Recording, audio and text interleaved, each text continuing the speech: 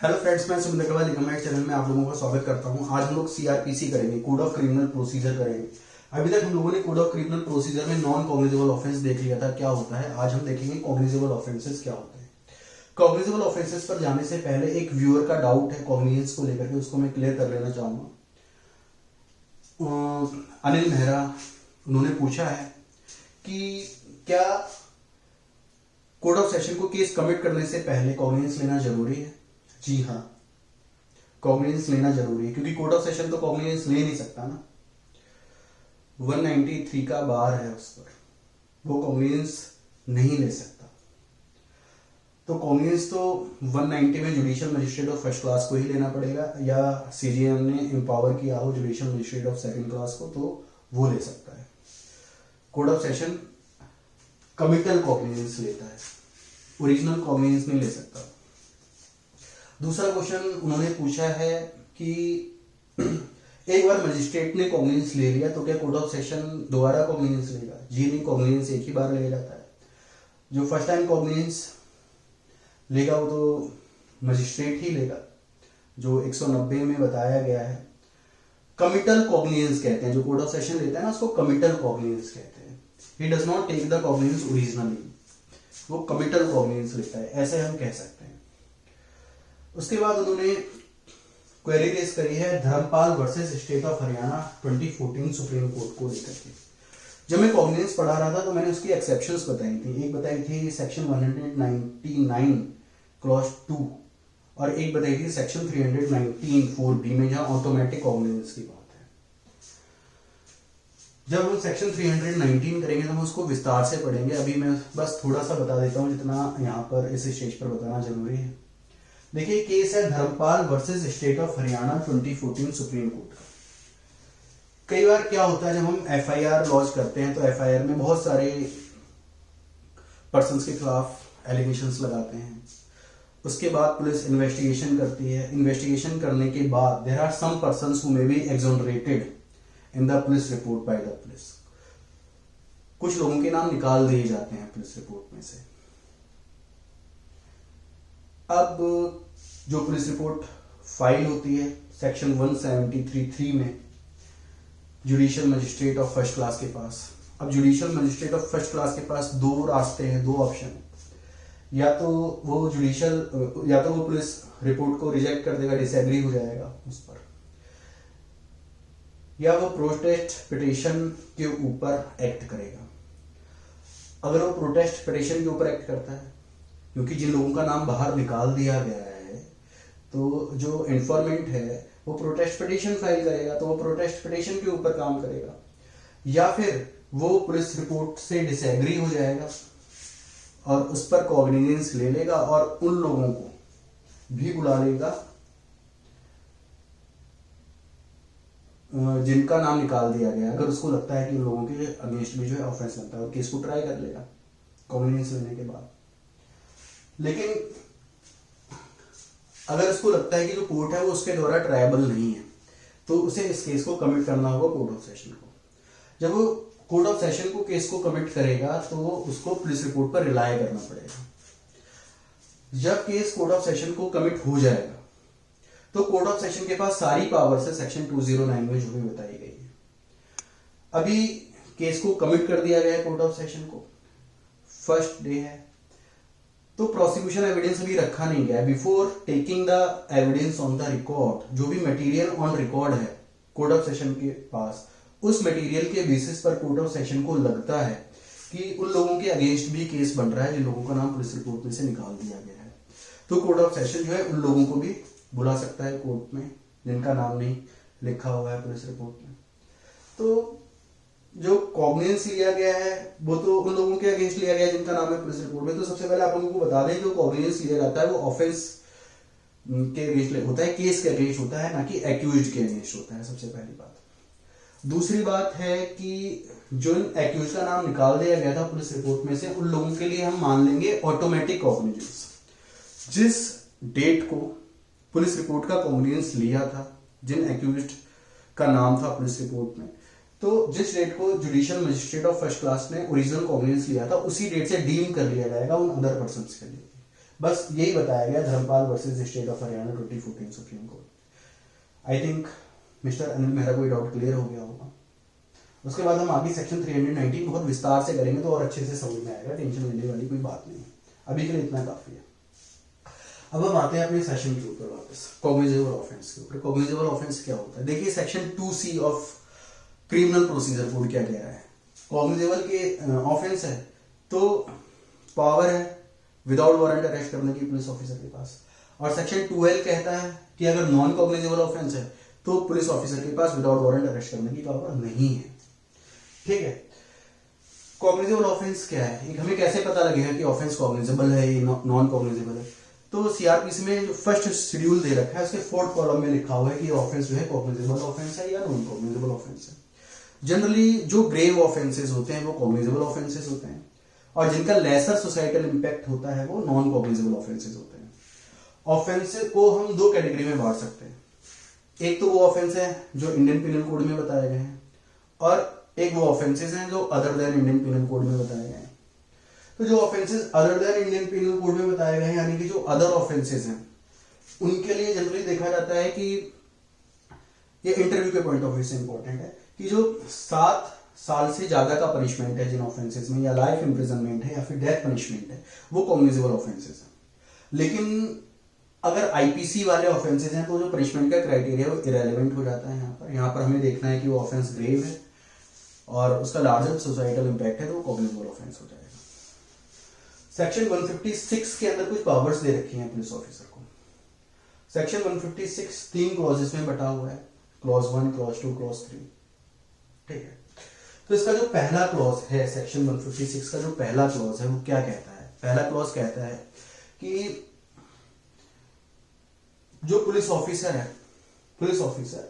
Upon receiving the information regarding the commission of any cognizable offence, अगर police officer को कोई खबर मिलती है किसी कॉग्निजेबल ऑफेंस के कमिट होने की, then he has the power to investigate that offence, तो उसके पास पावर है उस ऑफेंस को इन्वेस्टिगेट करने की without the order of the magistrate. उसे मजिस्ट्रेट के ऑर्डर की जरूरत नहीं है, वो बिना मजिस्ट्रेट के ऑर्डर के इन्वेस्टिगेशन को स्टार्ट कर सकता है।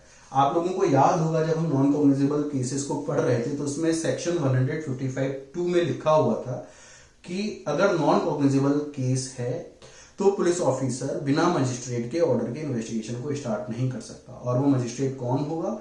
जो एम्पावर होगा उस केस को ट्राई करने के लिए या कमिट फॉर द ट्रायल करने के लिए। लेकिन सेक्शन 156 के सबसेक्शन 1 के मुताबिक कॉग्निजेबल ऑफेंसेस में बिना मजिस्ट्रियल ऑर्डर के, बिना मजिस्ट्रेट के ऑर्डर के वो पुलिस ऑफिसर इन्वेस्टिगेशन स्टार्ट कर सकता है। ये तो पहली बात है सेक्शन 156(1) में।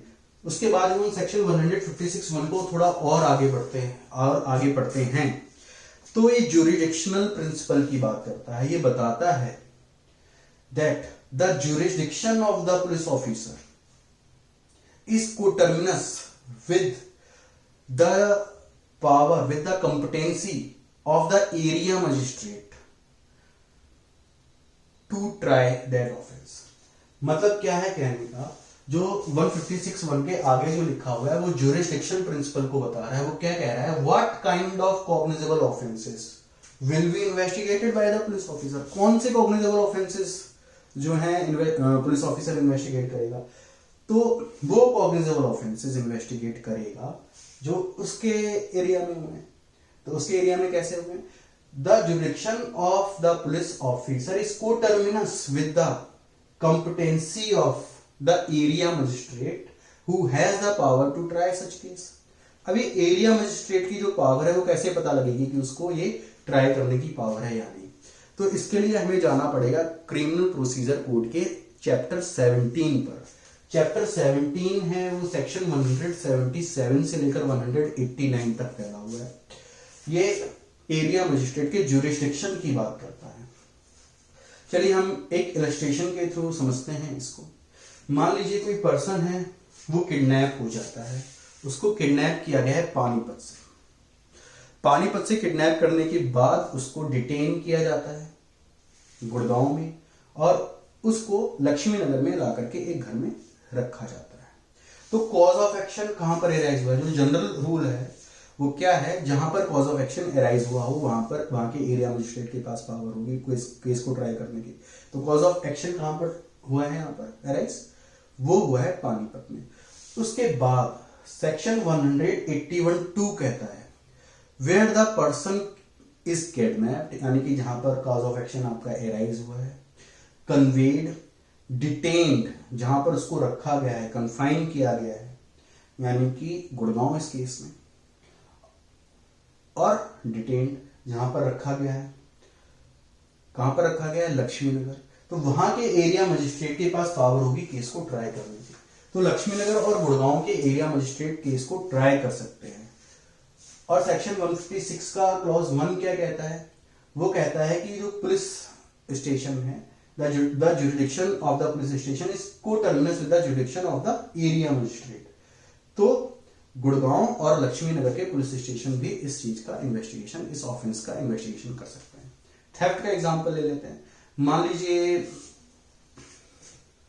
सफदरजंग में चोरी हुई, तो कॉज ऑफ एक्शन कहां पर एराइज हुआ, सफदरजंग में। तो सफदरजंग का एरिया मजिस्ट्रेट केस को ट्राई कर सकता है। और जो स्टोलन गुड्स है उसको कहां पर रखा गया है छिपा करके, मान लीजिए उसको रखा गया है छिपा करके रोहिणी में, तो रोहिणी का एरिया मजिस्ट्रेट भी इस केस को ट्राई कर सकता है। तो वहां के पुलिस स्टेशन भी इस केस को इन्वेस्टिगेट कर सकते हैं। तो मतलब क्या है कहने का, even though the offense is not directly took place in the territory of a particular police station, but there is some connection between the places as per section 177 to section 189 of chapter 17 as given in CRPC. The concerned police station also has the power to investigate the case. तो ये सीधी सीधी बात है। तो I think आप लोगों को पहला clause अच्छे से समझ में आ गया होगा। उसके बाद कॉग्निजेबल ऑफेंसेस के अंदर क्या क्या चीजें, हमने जब नॉन कॉग्निजेबल ऑफेंस को पढ़ा था तो हमने देखा था कि जो पुलिस ऑफिसर है वो बिना मजिस्ट्रेट के ऑर्डर के इन्वेस्टिगेशन टेकअप नहीं कर सकता। अगर वो ऐसा कर लेता है तो इन्वेस्टिगेशन जो है इलीगल हो जाएगी।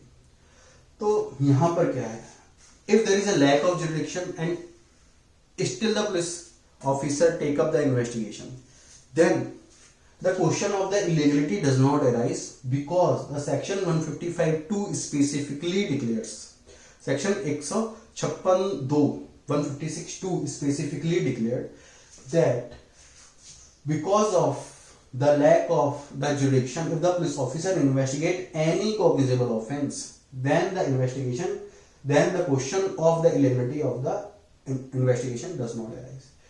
तो अगर लैक ऑफ जुडिक्शन है फिर भी इन्वेस्टिगेशन यहां पर इलीगल नहीं होगी। तो 156(2) भी क्लियर हो गया।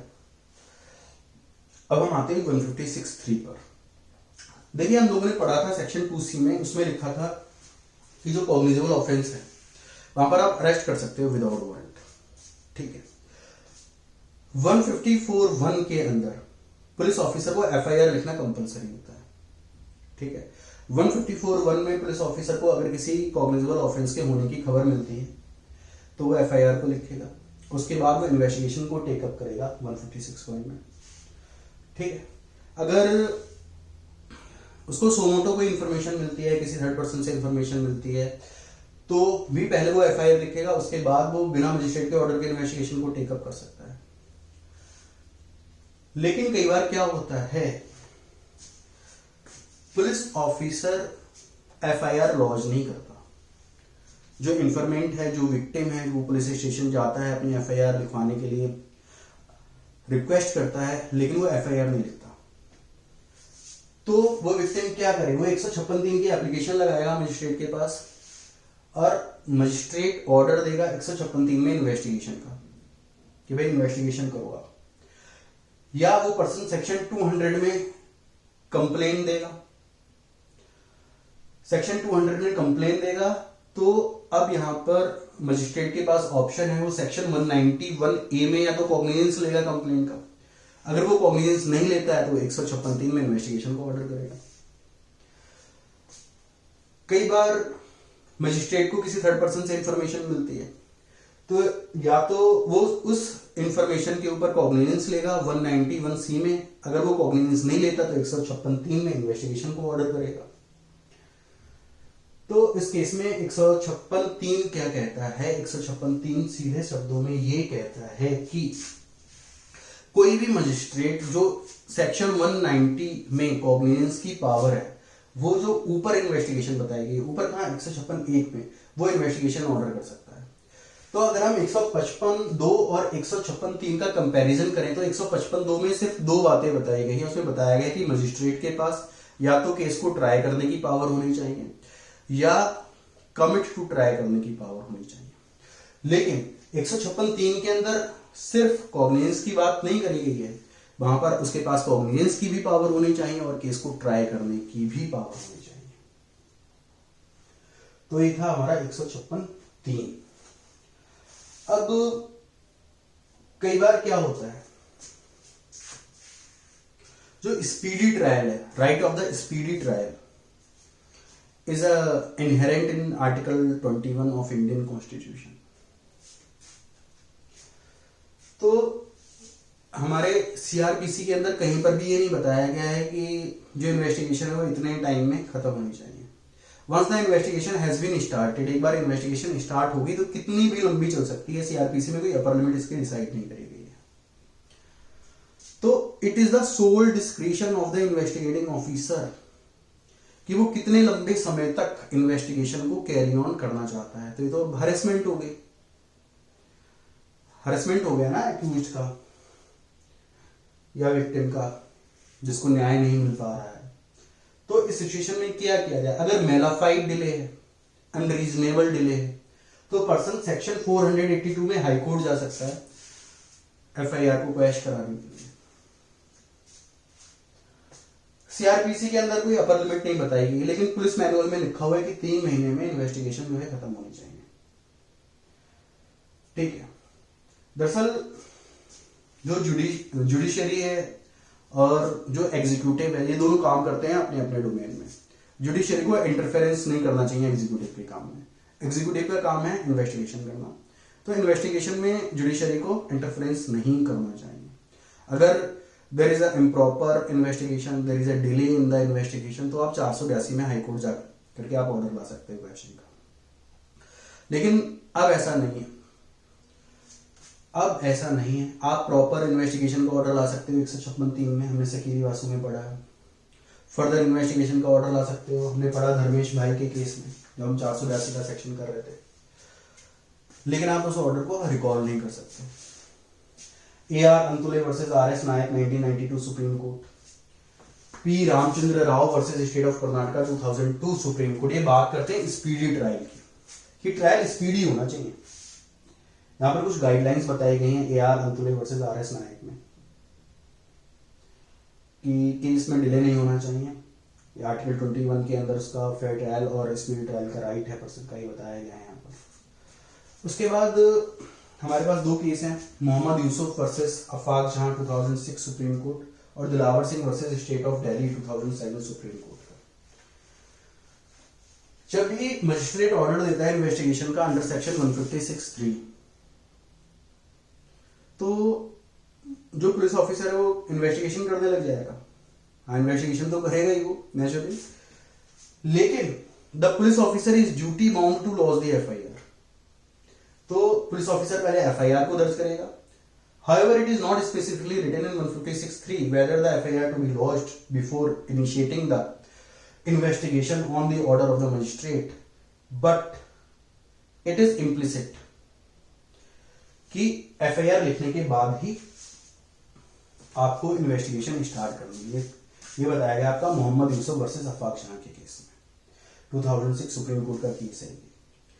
कई बार क्या होता है, मजिस्ट्रेट ने ऑर्डर दिया प्रॉपर इन्वेस्टिगेशन का, पुलिस ने एफआईआर लिखी, लेकिन फिर भी उसने प्रॉपर इन्वेस्टिगेशन नहीं की, तो you can again approach under section 156(3) to the magistrate for the order of the proper investigation. ये चीज बताई गई आपको Dilawar Singh versus state of Delhi 2007 Supreme Court के केस में।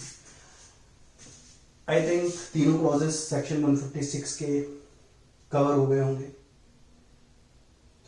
उसके बाद नेक्स्ट सेशन में हम लोग करेंगे एफआईआर को, सेक्शन 154 को, उसकी एविडेंशियरी वैल्यू को, और एफआईआर कौन कौन सी होती हैं, जीरो एफआईआर क्या होती है, क्रिप्टिक एफआईआर क्या होती है, क्रॉस एफआईआर क्या होती है, इन सारी चीज़ों को देखेंगे। तब तक के लिए धन्यवाद।